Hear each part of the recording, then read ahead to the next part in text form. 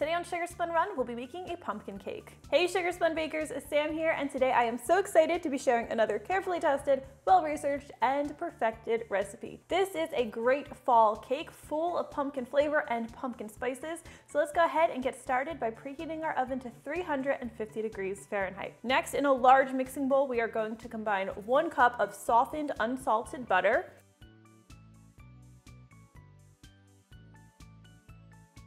with a cup of granulated sugar and a ½ cup of firmly packed light brown sugar. Now, I'm just going to use my electric mixer to cream together the butter and the sugar until everything's nice and light and fluffy. And of course, you could use a stand mixer to do this, but today I'm just using my electric hand mixer while my stand mixer looks on sadly. And perhaps a little bit mockingly, because we'd be done already if I was using my stand mixer. Okay, here we are, light, creamy, it's not PC looking, everything's nicely combined. So next we are going to add our oil, and this is canola oil I'm using today. I'm pretty sure I grabbed the canola oil. You could use vegetable oil instead, and that's 1/2 cup. We are also going to be using 2 cups of pumpkin puree. This is canned pumpkin. 2 cups is a little bit more than your standard 15 or 14 ounce can that you typically get at the grocery store. Admittedly, yeah, that's a little bit annoying that you have to open 2 cans and not use all of them. But look, when I developed this recipe, 2 cups is just what gave me the best results. And I will link to a couple other recipes that use up a not full can of pumpkin. That way you can use up that extra canned pumpkin. Now we'll just stir everything together again. Get that pumpkin nicely combined. And next come the eggs. We have quite a few of them today. I'm just gonna be cracking them in my brown sugar dish. We're going to add 4 large eggs. Ideally, these should be room temperature. And we are going to add the eggs one at a time, stirring until the egg is completely combined before adding the next one. Adding the eggs one at a time like this and making sure that we're beating them well, it just helps give the cake a little bit more lift. Since it's a pumpkin cake with a lot of pumpkin, it could be dense and heavy. We're trying to combat that. And by nature, this cake should be a little bit more dense than your average cake, but it should never be dry. It should be super melt in your mouth, super moist, and this cake is exactly that. Not even a big pumpkin fan, but I really like this cake. Is that 4? No, that was not 4. One more. It's our 4th egg. Mix in that 4th egg. And to give this cake a nice vanilla flavor, we're going to add 1 tablespoon of vanilla extract, and we're also going to add 1/4 cup of whole milk. This is another ingredient that adds to the lightness of the crumb cake, helps keep it from being too dense. All right, everything's looking pretty uniform here, so I'm just gonna scrape the sides and bottom of the bowl quickly to make sure everything's nicely combined. And let's set this aside and focus on our dry ingredients for a couple minutes.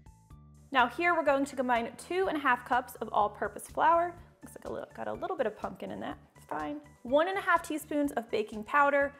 These all look the same. I think this is the baking powder. 1 teaspoon of baking soda, a teaspoon of salt, I know that one, and then 4 teaspoons of pumpkin spice. I am using my homemade pumpkin pie spice mix. Super easy to make. I will link to that if you don't already have the recipe. We're also using a teaspoon of ground cinnamon just to amp up that spice flavor just a little bit more. Now we'll whisk everything together. Okay, everything is nicely whisked together here. So now I'm going to gradually add the dry ingredients to the wet. Now I'm gonna do this in like 3 or 4 parts, and I'm not going to use my electric mixer anymore at this point because I don't wanna over-mix the batter. Doing that could make the cake too dense and too dry, so we're just going to fold everything together by hand. If you do opt to use an electric mixer for this, just go nice and slow and make sure you scrape the sides and bottom of the bowl periodically. All right, I have everything almost completely together. When all is said and done, you want no dry streaks of flour remaining, no pockets of pumpkin. You want a nice uniform batter. All right, now let's talk about our pans. I opt to bake this cake in 2 8-inch pans. You could instead do 3 pans. There's enough batter to do that. I have greased these pans with a little bit of baking spray on the sides and bottom. And anytime I am making a layer cake, I like to line the bottom of the pan with parchment paper. Doing this is the best way you can possibly ensure your cake will not stick to the pan. It is worth the couple extra seconds. I'm going to try to divide this as evenly as I can. That way the cakes hopefully bake evenly. I will provide instructions in the notes in case you want to bake this in a different sized pan. This is a thick batter, so you want to make sure that you spread it evenly in the pan. Looks like I didn't do a terrible job, but I did not use a scale to make sure I evenly divided this. So it's important when I'm checking each cake that I check each cake individually to make sure they're done. All right, now let's take these over to our 350-degree Fahrenheit preheated oven, where they're going to need to bake for about 40 to 45 minutes, or until a toothpick inserted in the center comes out clean or with a few moist crumbs. Careful with your oven mitts. We'll just level that part off. That one's coming out nice and clean. Again, we want to check both of them. This one has some moist crumbs on it. They're both perfect. So we're going to let these cool in their pans for about 15 minutes, and then we will run a knife around the edge, and we will carefully invert them onto a cooling rack to cool completely before we frost them.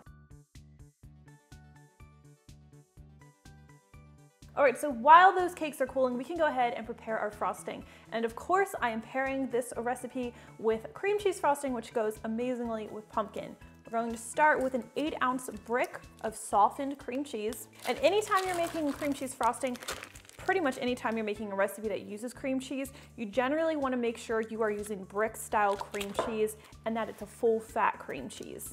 Otherwise, the frosting is just going to be a runny mess. Now we'll flavor this frosting with just a pinch of salt. It's about an 1/8 teaspoon. And a teaspoon of vanilla extract. You could use a scraped vanilla bean if you have one instead. It's super expensive, but it's so good and it pairs so nicely with this cake. I'm going to cream everything together until this is nice and smooth. I'm wondering if I'm going to regret this bowl choice because I always choose a bowl that's a little bit smaller than what I need. All right, and next we need powdered sugar, of course. So I have 3½ cups of powdered sugar measured out here. And I'm just going to gradually add this to the butter and cream cheese mixture. Now this is slightly less sugar than I use in my traditional cream cheese frosting. It's because I like this recipe to be a little bit silkier and smoother, this frosting. I usually use the full 3½ cups. But if you want your frosting to be even softer, or if you bake this into a layer cake instead, you could reduce this another cup to just 2½ cups, and you'll have an even softer frosting. A little sturdier is the way to go when you're stacking the cake, I think. But if you're just doing the cake right into 13×9 and icing it right in there, you should be fine with less sugar. Look at that, I didn't even make a huge mess with this. I'm just gonna scrape the sides and bottom of the bowl. Want to make sure there are no pockets of sugar hiding in there. And once our cakes have cooled completely, we can go ahead and use this to frost them. Now, before I ice these cakes, I like to level them first just because they sort of seem to get slight domes on top. You could just use a sharp serrated knife. This cake leveler was just a couple bucks on Amazon. I will link to it in my Amazon store, and I'll leave a link below. My husband, my dog, they're all making noise today, like they live here or something. Sometimes I feel bad leveling the cake because this top part is really the most moist and best tasting part, so I usually just save it to snack on. It's not bad, it's not weird. Let's take this over to our cake platter. We'll go ahead and decorate that first layer. Now, I typically do a semi-naked frosting on this cake, so I will usually go pretty heavy on the frosting in the center and on top because of that. Gotta get my frosting somewhere. The other day, someone complained on my video like, oh my gosh, she went through the trouble to level her cakes and then she did an unlevel layer of frosting. Like, yeah, I'm not perfect. I'm just doing my best. You guys are lucky these cakes are even standing when I'm done with them. I used to be really bad at frosting cakes. Still not great at it. All right, let's do our next layer. You can see that dent where I accidentally put the oven mitt right in the cake. Try to get everything nice and level. See if I get any comments on it this time. I'm not a professional cake decorator, I will admit that. Some frosting on top here. Make that nice and smooth, hopefully level. Then you don't need a ton of frosting to do this semi-naked look that I go for. You just need a bit on the edges and you just smooth your spatula around it. Nudge it up the sides a little bit. It can look a little bit messy. You want some of that cake poking through if you're doing it this way. Now we're going to go ahead and cut into this baby immediately so you guys can see that nice moist crumb. Oh yeah, the frosting is so good. And that is how you make my favorite pumpkin layer cake. I really hope you guys enjoyed today's recipe, and if you try this one out, please leave me a comment and let me know what you think. I always love hearing from you. Thank you guys so much for watching, and I'll see you next time.